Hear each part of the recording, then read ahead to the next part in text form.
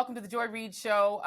Happy Monday, everyone. Happy, obviously, it's a loaded term in this strange time period that we live in. But I'm sure over the weekend you all noticed this ultra expensive $52 million wedding in the beautiful city of Venice. I was in Venice when I was a teenager. Gorgeous city, which did not want this wedding. It is billionaire Jeff Bezos, I believe he's the second richest man in the world, marrying a woman named Lauren Sanchez, who is a bon vivant. I'm not sure what her career was before. She dated a lot of really famous men, and then she married Jeff Bezos. But they had this big, very elaborate wedding full of all the stars. We're talking Usher was in the house, Oprah, she was there as well. Many Kardashians in attendance, multiple Kardashians with fresh new faces.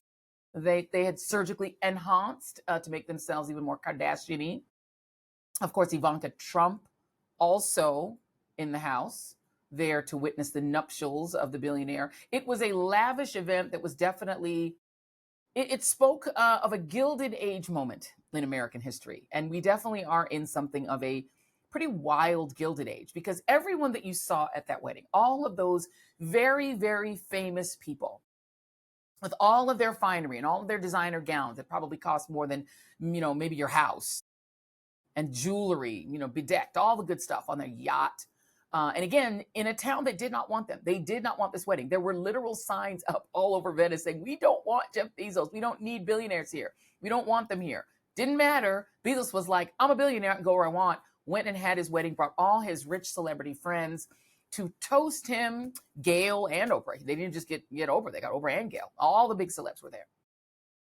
Everyone that you saw on that yacht, I think they had a pajama party to go with it. Big, very expensive, $52 million wedding. I think a $10 million ring. I think just Lauren Sanchez's ring was $10 million, more than most Americans will ever earn in their lifetimes. Every single person on that yacht, at that party, at that wedding, will be getting a tax cut. A giant, permanent, humongous tax cut that you're probably not going to get. The Senate right now is in a mega vote. They're in a giant vote where they're going to vote. It's called a vote-a-rama. If you're not familiar with sort of Senate procedure, vote-a-rama means they're going to start debate on amendments and discussing and reading the bill on the floor. This is like a very, very large bill, hundreds and hundreds of pages. They've got to read the bill on the floor. They've got to vote on amendments where they're going to decide if they are going to pass this bill, which Donald Trump wants to sign on Independence Day, on July 4th. It is what he calls his big, beautiful bill, but it's really, there's nothing this big. $3 trillion debt hole that it's going to blow into our debt. $3 trillion hole it's going to blow into our debt. The overall cost of the bill is north of that. And it's going to give a permanent, deep tax cut, which essentially is just extending the tax cut that Donald Trump passed in 2017, the vast majority of which went to the super rich, billionaires, and multi-millionaires got the vast majority of that tax cut. They're going to make that tax cut permanent. Now, please remember that I told you back in the day when I was in MSNBC world, I kept trying to tell folks, and I told people on socials, that the main point of the previous election was not all the other stuff that Donald Trump was saying. No tax on tips, all of that other stuff he was saying. That was just the ornaments. The tree, that was the side dish. The main event, the main meal in that election, and the main thing that rich people were thinking about was that tax cut. We're still living under that tax cut right now. I don't know how much you're benefiting, but if you don't think the economy is working for you, we're living under that tax cut regime right now, but they want to make it permanent. And making it permanent is going to cost the United States debt, is going to cost your grandchildren like $4 trillion. But in order to fit that tax cut in and make that tax cut happen, they've got to find some pay for it somewhere, right? They got to find somebody to pay for it. And they decided the perfect person to pay for it are broke people, poor people. They're going to gut Medicaid all over the country in order to pay for this tax cut. They're going to make poor people pay for the people on that yacht at Bezos's wedding to get a massive tax cut. Poor folks are going to pay for it. I'm going to read to you some stuff now. I'm not going to show it on the screen, but I promise you can read it yourself. I'm going to put the links up, and we're going to take down any paywall so that everyone can read it. This will be a no paywall post at joyenreid.com. After this broadcast is over, we're going to put it up so that you can read it for yourself, so that you can understand exactly what is about to happen. Because in some form, they're going to pass this bill. This bill did pass in the House, a version of it. It's gone to the Senate where they're going to make changes to it. And then, just like the Obamacare and all sorts of other bills, it goes back to the House for them to pass it again. That's when a bill becomes law. The House proposes it because it has to do with with the fiscal health of the United States, anything to do with spending money, starts in the House. Then they pass the bill. They already passed it, barely. Then it comes to the Senate. Then once they do all their amendments and pass it, it goes back to the House for final passage. Donald Trump wants all of that done so he can sign the bill on July 4th. But here's what they're going to do to pay for that, to pay for it. You're going to pay for it. This is the Center on Budget and Policy Priorities. It's a really great organization that just crunches numbers. They're not partisan, they just crunch numbers. Senate Reconciliation Amendment, and that is meaning the bill that they're going to pull together, would cut hundreds of billions of dollars more from state Medicaid funding and put coverage at risk for millions of people. The federal government right now pays 90% of the costs of covering Medicaid enrollees who gained coverage through the expansion called Obamacare. Obamacare, in case you didn't know, is Medicaid. Most of what Obamacare is expanded Medicaid. So if you are on expanded Medicaid, if you're on Obamacare in most of these states, you are either on a private exchange where you can go on and purchase private health care, or you are on expanded Medicaid, and they call it various things. Let me just read through this before, and then I'm going to tell you a little bit more about that. The federal government right now pays 90% of the cost of covering Medicaid enrollees who gained coverage through the expansion called Obamacare. Under the proposal, the 90% matching rate would be reduced to the state's regular matching rates, which range from 50 to 74% in expansion states. An expansion would be made for the costs of covering people already enrolled in the expansion group, which would continue to be covered at the 90% match rate. That's a very complicated way of saying they're going to stop matching the money that the federal government currently gives to states so that they can enroll people in expanded Medicaid, aka Obamacare.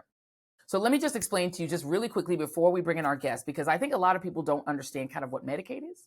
Basically, if you think about healthcare insurance, what healthcare insurance is basically equivalent to is if you go on a group trip, let's say you go on a family group vacation, and you would normally like to stay in a really fancy, expensive hotel. And on your own, that hotel room would cost you a lot of money, right? It'd be expensive to stay in an expensive hotel. But if you go on a family group trip, the hotel will give you a block rate, meaning that they will reduce the price of each room because you're promising them 20 or 30 or 50 or 70 or 100 guests that will all stay in the hotel during that time period when you are having your family vacation. You get a cheaper rate on each room because you're all buying the rooms together. That's basically how insurance works. If lots and lots of people are in the coverage pool, everybody pays less because everybody's chipping in. And Medicaid is essentially a version of that for healthcare. It is not Medicare, which is part of the Social Security Act, where senior citizens, when they reach 65, automatically get health coverage at a reduced rate, which can be reduced because all the seniors are in it. All the seniors over 65 are all in the pool. So all the seniors are like they're taking one big group family old people vacation. And so Medicare is cheaper and they get cheaper health care because they're all in the group. That's how Medicare works. But when Medicaid was created, there was a huge objection for doing that for poor people. They didn't mind doing it for seniors. They actually didn't want to do either one. Ronald Reagan was like, both of these are an abomination or socialism, but they resisted doing it for poor people. And the way that Medicaid was passed is separate from Medicare. Medicare and Social Security are part of the same law. The Social Security Act is Medicare is part of that. Medicaid is separate. Medicaid is a block grant, meaning the federal government takes this tax money and sends it to each state based on their population. And then that state administers healthcare for poor people. But it used to be you had to be really, really poor to get Medicaid. What Obamacare did is it lifted up the cap, and it said that if you made a little more money, you can get Medicaid too. And each state named that thing a different thing. So if Jason could pull up here, we've got what is Obamacare called in each state. So if you're in, let's say, Kentucky, for instance, your version of Obamacare is called Connect. It's still Medicaid, it's still Obamacare, but it has its own name. Each state has its own version of it. If you're in Wisconsin, your version of Obamacare is called Badger Care. You may not know that that's Medicaid, but that is expanded Medicaid. It's just called Badger Care. If you live in the state of Tennessee, it's called TennCare. So you've got TennCare. If you're in Texas, you've got Star Plus. Of course, they call it Star Plus because it's Texas. If you're in Oregon, they call it Oregon Health Plan, OHR. But in each of these states, and it's up on your screen, each state calls their Medicare, their Medicaid, their expanded Medicaid, their Obamacare, something else. Because, to be honest, this was a way to get Republicans to accept it because they didn't want to do Obamacare. They really didn't want to do it at all.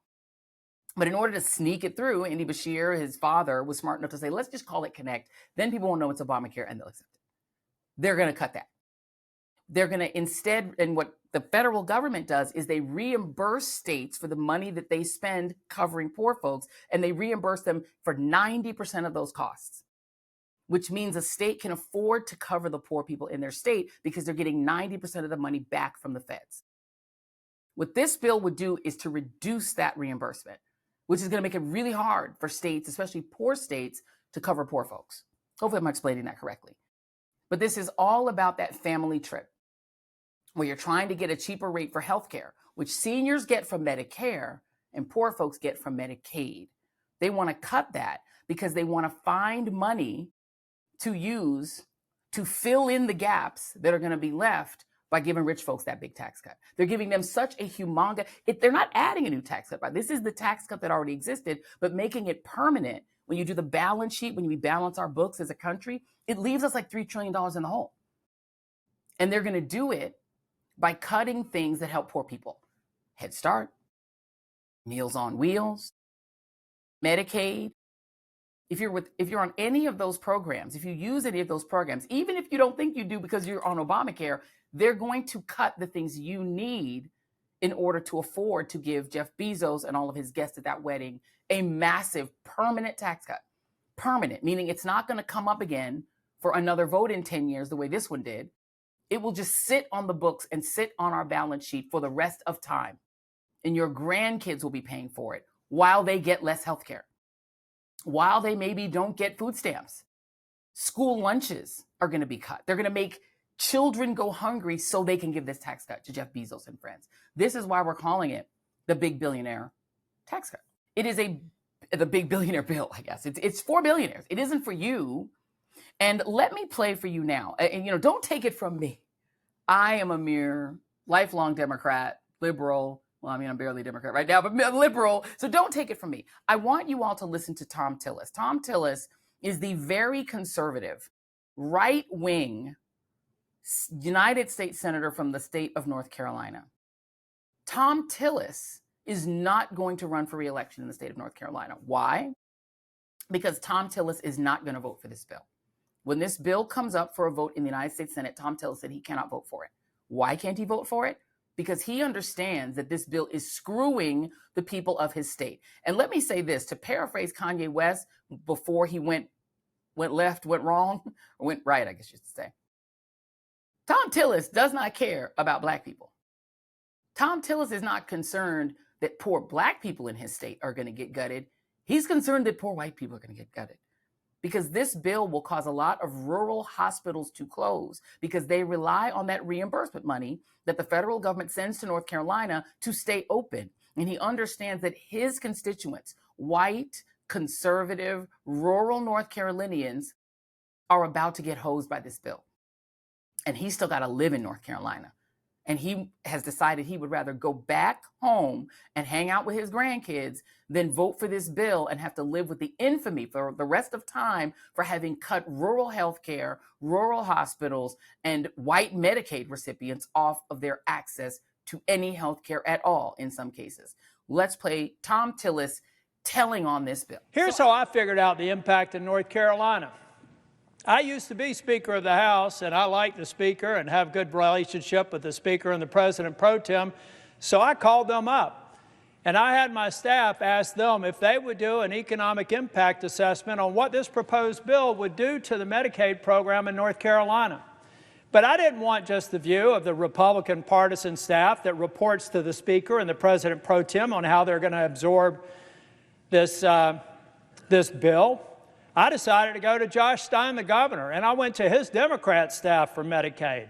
I asked them to prepare an estimate, independent of the estimate that I had done with fiscal research. Now, when I actually presented this report that you can find on my website, I had people in the administration say, "You're all wet, you don't know what you're doing."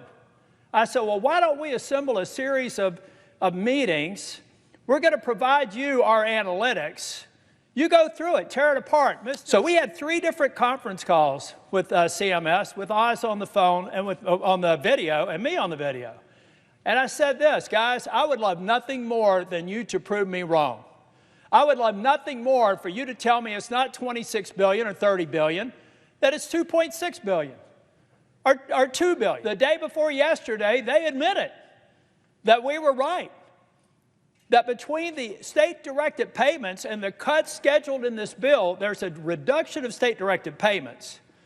And then there's the reduction of the provider tax. They can't find a hole in my estimate. So what they told me is that, yeah, it's rough, but North Carolina's used the system. They're going to have to make it work. All right. So what do I tell 663,000 people in 2 years or 3 years when President Trump breaks his promise by pushing them off of Medicaid because the funding's not there anymore, guys? I think in the White House, senators advising the president are not telling him that the effect of this bill is to break a promise. Republicans are about to make a mistake on health care and betraying a promise. It is inescapable that this bill in its current form will betray the very promise that Donald J. Trump made in the Oval Office or in the cabinet room when I was there with finance, where he said we can go after waste, fraud, and abuse on any programs. So I want to just note for you that Tom Tillis' objection to passing this bill is that it will hurt Republicans politically. So he's thinking politically, and I love the little dig at Obamacare in there that he got in as well. Thank y'all for tuning in. Be sure to like and subscribe, share this channel. Make sure that everybody subscribes to the YouTube channel. 70% of people are lurking, watching these shows and not subscribing. Why would you do that? So make sure that you like, subscribe, and throw some comments in. Thank you all for joining the Joy Reid Show. See you on the next one, and goodbye for now.